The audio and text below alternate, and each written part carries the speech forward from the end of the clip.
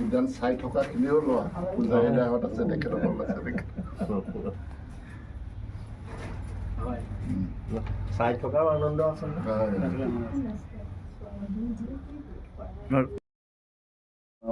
বহল হৈছে, ভেৰি ব্যাপক হৈছে আৰু আমি ভাবোঁ যে অনাগত দিনবিলাকত দেৰগাঁৱেই নহয় সমগ্ৰ গোলাঘাট জিলা বা ওচৰৰ যোৰহাটকে ধৰি সামগ্ৰিক অঞ্চলৰ ক্ষেত্ৰতো কেৱল প্ৰকৃতিৰ ক্ষেত্ৰতে নহয় অন্য ধৰণৰ বিকাশৰ ক্ষেত্ৰতো আশ্ৰয় এটা গুৰুত্বপূৰ্ণ ভূমিকা ল'ব। গতিকে পুনৰবাৰ তেখেতক শুভেচ্ছা জনাইছোঁ আৰু লেখকৰ কথা ইতিমধ্যে তেখেতৰ বিষয়ে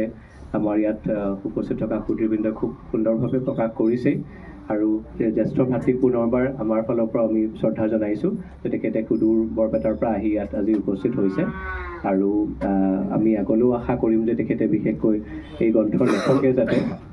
তেখেতৰ এই গ্ৰন্থ প্ৰকাশ কৰা গ্ৰন্থৰ লিখা কবিতাকে ধৰি অন্যান্য প্ৰবন্ধ পাতি বা কিতাপ পত্ৰ লিখাৰ যি অভ্যাস সেয়া যাতে সম্পূৰ্ণকৈ থাকে আগলৈও যাতে আমি পাওঁ আৰু তেখেতে যিহেতু নিজেই কৈছে যে তেখেতে খেতিৰ লগত জড়িত আছিলে সেই সময়ৰ গাঁৱত থকা গতিকে আমি আশা কৰিম যে বৰপেটাৰ যিখিনি শব্দ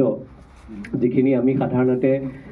সাহিত্যৰ ক্ষেত্ৰত অসমীয়াত সদায় হয় যে আমি এটা মান্য ভাষা বুলি ভাবি থওঁ আৰু সেই মান্য ভাষাৰ শব্দখিনিয়ে গ্ৰহণ কৰোঁ কিন্তু আমাৰ যে প্ৰত্যেকটো উপভাষাৰে আচলতে সমান গুৰুত্ব আছে সেই শব্দখিনিও যদি আমাৰ মূল সাহিত্য বুলি ভবা শব্দবিলাকতো আহে তেতিয়াহ'লে নিশ্চয় আমাৰ কাৰণে খুব আমাৰ সাহিত্যৰ শব্দৰ ভাণ্ডাৰো ডাঙৰ হ'ব বৃহৎ হ'ব আৰু বিশেষকৈ উজনি অসমৰ মানুহখিনিৰ কাৰণেও আচলতে আমি বহু ক্ষেত্ৰত মই নিজেও ভাবোঁ যে বহু ক্ষেত্ৰত আমি একেবাৰে অচিনা হৈ থাকোঁ মানে কবি বুলি অনুভৱ হৈছে চিনাকি কৰি দিব বিচাৰিছোঁ তেখেতৰ ককায়েক আজি আছে আজি তেখেতৰ বিদায়ৰ কাৰণে তেখেত আজি আপোনাৰ বৰপেটাৰ পৰা আহিছে তেখেতৰ বিদায় সভাত উপস্থিত আছে মই ক'ব খুজিছোঁ এটা বেলেগ কথাৰ কাৰণে ভালদৰে মানে বক্তব্য ৰাখোঁতে এটা কথা কৈছিল যে তেখেতসকলৰ ঘৰুৱা খেতি বাতি কথা আছিলে হয় তেখেত দুইজনে খেতি কৰিছিলে বেলেগ পঢ়া শুনাৰ চিন্তা তেখেতসকলে কৰিব নোৱাৰে দুইটা পঢ়া শুনা আৰু খেতি দুইটা একেলগে নোৱাৰে গতিকে তেখেতে ককায়েকে ক'লে তয়ে পঢ় মই খেতি কৰোঁ তেখেতে ক্লাছ 8 নে 9লৈকে পঢ়ি তেখেতে ছেক্ৰিফাইচ কৰিছে হালৈৰ কাৰণে সেইটো আজি সমাজত এইটো দেখিবলৈ নাপায় ককাই ভাইৰ মাজত এইটো বৰ ডাঙৰ কথা তেখেতক মই সেইকাৰণে তেখেতৰ কাৰণে এটা হাত চাপৰি দিবলৈ সকলোৰে মই অনুৰোধ জনাইছোঁ সম্পূৰ্ণ ব্যক্তি কেতিয়া হ'ব নোৱাৰে গতিকে মই ভাবোঁ দেৰগাঁৱৰ দৰে এখন বিদ্যুৎ সমাজ থকা যিটো দেৱগ্ৰাম বুলিয়ে কয় শুনি থকা বহুত ইয়াত বহুকেইজন ব্যক্তি আছে যিয়ে অসমক বিভিন্ন ক্ষেত্ৰত প্ৰতিনিধিত্ব কৰিছে লিডাৰশ্বিপ দিছে গতিকে সেই ঠাইত এই অনুষ্ঠানৰ প্ৰসাৰতাত যদি মই পাৰ্চনেলি কিবা কণ্ট্ৰিবিউট কৰিব পাৰোঁ মোৰ ব্যক্তিগতভাৱে বা ইয়াত বা নিজৰ পজিশ্যন নাইবা ব্যক্তিগতভাৱে মই ধন্য মানিম মই আশ্ৰয়ৰ যিখিনি গুৰি ধৰোঁতা মই গোহাঁই ডাঙৰীয়া সঞ্জয় দা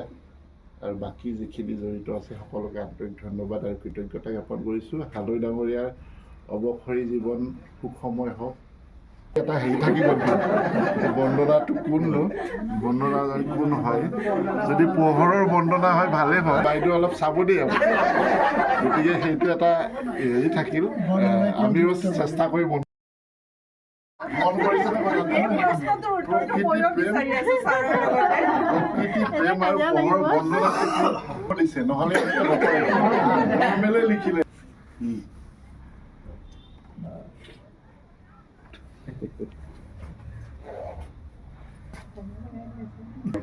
মই পিছত দিবা এতিয়া নালাগে আজি কলেজত জনাইছোঁ আৰু তেখেতৰ দুটা আছে প্ৰথম গ্ৰন্থৰ বাবে দ্বিতীয়খন তেখেতৰ যিখিনি কৰ্মজীৱন আজি 31 ডিচেম্বৰতে তেখেতে অতিবাহিত কৰিলে সুন্দৰভাৱে আজিকালি ভালকৈ ৰিটায়াৰমেণ্ট লোৱাটো অভিনন্দন জনাব লাগে আজিকালি যিবোৰ কাম কৰাৰ যিবোৰ পৰিৱেশ হৈছে যেনেকুৱা হৈছে গতিকে আপুনি মানে লাকি মানুহ আপোনাক সেইকাৰণে অপৰূপ অসমখন আপুনি চাই লওক ভালকৈ শুভেচ্ছা জনালোঁ কবিতাৰ কথা কৈ থাকোঁতে আমি ধৰক স্কুল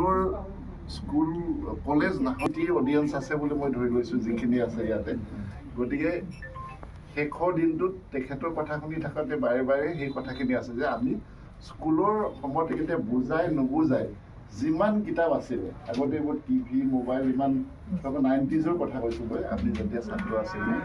যে নাছিলে সেইকাৰণে আমি কি কৰোঁ যিটো আজি কমি গ'ল আৰু খুব আমি দুখেৰে লক্ষ্য কৰোঁ কেবিনেটে সিদ্ধান্ত ল'ব লগা হৈছে যে কিতাপ কিনিব লাগে আগতে এতিয়া আমাৰ কেবিনেটত ক'ব লগা হৈছে যে কিতাপ কিনিব লাগে সেইকাৰণে আহি আপোনালোকৰ যিটো পৰিৱেশখন ইয়াত হ'লে সেই কথাখিনি মনত পৰিছে আমি স্কুলত পঢ়ি থাকোঁতে বুজাই নুবুজাই প্ৰাপ্তবয়স্ক প্ৰকৃতি সংগঠন আশ্ৰয় উদ্যোগত আমি প্ৰকাশ কৰিলোঁ আমাৰ যুটীয়া সম্পাদক নিৰঞ্জন হালৈৰ এখন কবিতা সংকলন প্ৰেম প্ৰকৃতি প্ৰেম আৰু পোহৰৰ বন্দনা। এই গ্ৰন্থখন আমাৰ উন্মোচন কৰিলে দেৰগাঁও কমলদৰা মহাবিদ্যালয়ৰ অসমীয়া বিভাগৰ সহযোগী অধ্যাপক ডক্টৰ চণ্ডীচৰণ গোস্বামীয়ে। অনুষ্ঠানত মুখ্য অতিথি হিচাপে অংশগ্ৰহণ কৰিলে দেৰগাঁও সম জিলাৰ আয়ুক্ত দামোদৰ বৰ্মন ডাঙৰীয়া আৰু লগতে বিশিষ্ট অতিথি হিচাপে উপস্থিত আছিল গোলাঘাট উত্তৰ উন্নয়ন খণ্ডৰ খণ্ড উন্নয়ন বিষয়া গৌৰৱ বৰঠাকুৰ আৰু লগতে দেৰগাঁও কমলদৰা মহাবিদ্যালয়ৰ অধ্যক্ষ ডক্টৰ ৰঞ্জিত কুমাৰ বৰদলৈ ছাৰো উপস্থিত থাকিল। আজিৰ অনুষ্ঠানত আমি নিৰঞ্জন হালৈৰ গ্ৰন্থখন প্ৰকাশ কৰিবলৈ পাই আনন্দিত হৈছোঁ, কাৰণ নিৰঞ্জন হালৈৰ সেই কবিতা সংকলনত সৰহসংখ্যক কবিতাই প্ৰকৃতি বিষয়ক আৰু আমাৰ যিহেতু আশ্ৰয়ো আমি প্ৰকৃতি সংৰক্ষণৰ কাৰণে কাম কৰি আহিছোঁ, আমাৰ কাম কাজৰ লগত সংগতি থকা এই গ্ৰন্থখনৰ বিষয়বস্তুৰ এই গ্ৰন্থখন প্ৰকাশ কৰিবলৈ পাই আমি আনন্দিত হোৱাৰ লগতে আশা কৰিছোঁ যে ভৱিষ্যতে নিৰঞ্জন হালৈয়ে আৰু অধিক কাব্য চৰ্চা সাহিত্য চৰ্চা আগবঢ়াই লৈ যাব আৰু এটা সময়ত আমি এজন প্ৰতিষ্ঠিত কবি হিচাপে আমাৰ মাজত যাতে নিৰঞ্জন হালৈক লগ পাওঁ সেই আশা কৰি আমাৰ এই অনুষ্ঠানৰ সফল কামনা কৰিলোঁ। এইখন মোৰ প্ৰথম গ্ৰন্থ কাব্য সংকলন। কবিতা চৰ্চা মই মোৰ স্কুলীয়া জীৱনৰ পৰাই কৰিছোঁ, কিন্তু মাজে মাজে মোৰ এই চৰ্চা ব্যাহত হৈছিলে ঘৰুৱা পৰিস্থিতি বা আৰ্থিক দুৰাৱস্থাৰ কাৰণে। কিন্তু দেৰগাঁও কমলদৰা মহাবিদ্যালয়ত জইন কৰাৰ পিছত মই আকৌ যেতিয়া আৰ্থিকভাৱে স্বচ্ছল হ'লোঁ আকৌ সাহিত্য বিশেষ কাব্য চৰ্চাৰ মনোনিৱেশ কৰিলোঁ। কাব্য সম্পৰ্কে কাব্যৰ ধাৰা সম্পৰ্কে মোৰ অলপ গভীৰভাৱে মই অধ্যয়ন কৰিলোঁ আৰু মোৰ ব্যক্তিগত জীৱনৰ অভিজ্ঞতা বা যিটো আমাৰ বৰ্তমান সামাজিক ৰাজনৈতিক বা পাৰিৱেশিক যিটো পৰিস্থিতি, এই পৰিস্থিতিবিলাকে সম্পৰ্কে মোৰ যিটো প্ৰতিক্ৰিয়া হয় এই প্ৰতিক্ৰিয়াবিলাককে মই কবিতাৰ ৰূপত দাঙি ধৰিবলৈ যত্ন কৰিছোঁ। গ্ৰন্থখন উন্মোচন কৰিলে আমাৰ দেৰগাঁও কমলদৰা মহাবিদ্যালয়ৰ অসমীয়া বিভাগৰ মুৰব্বী তথা সহযোগী অধ্যাপক ডক্টৰ চণ্ডীচৰণ গোস্বামীদেৱে। আচলতে মই কবিতা পুথিখন আজিৰ পৰা 10 বছৰ আগতে প্ৰকাশ কৰাৰ মন কৰিছিলোঁ, কিন্তু সেই সময়ত মই বৰ ব্যস্ত আছিলোঁ আৰু আৰ্থিকভাৱেও বৰ সুচল হোৱা নাছিলে আৰু প্ৰকাশক মোৰ মনে মিলা মই প্ৰকাশক পোৱা নাছিলোঁ। যিহেতু মই আশ্ৰয়ৰ লগত জড়িত আৰু প্ৰকৃতি সম্পৰ্কীয় চৰ্চাত মই এতিয়া ব্ৰতী, মই বিশেষকৈ প্ৰকৃতি বিষয়তে মই গৱেষণাও কৰি আছোঁ, পৰিৱেশ সম্পৰ্কীয় সমস্যা লৈ পেলাই। বিশেষকৈ আমাৰ বৈষ্ণৱ সাহিত্য আৰু বুদ্ধ দৰ্শনত থকা যিবোৰ আমাৰ প্ৰকৃতি সংৰক্ষণৰ উপদেশমূলক কথা সেইবিলাক মই এটা সেই গৱেষণা কৰি তাৰ পৰা এটা মই সিদ্ধান্ত উলিয়াবৰ কাৰণে যত্ন কৰি আছোঁ। গতিকে পৰিৱেশ মোৰ প্ৰিয় বিষয় আৰু মই ভাবোঁ যে আজিৰ সমাজে পৰিৱেশক গুৰুত্ব দিব লাগে আৰু পৰিৱেশ সংৰক্ষণক গুৰুত্ব দিলেহে আমাৰ মানৱ সমাজ তথা আমাৰ বৰ্তমানৰ এই পৃথিৱীখন সুস্থিৰ হৈ থাকিব, সুৰক্ষিত হৈ থাকিব।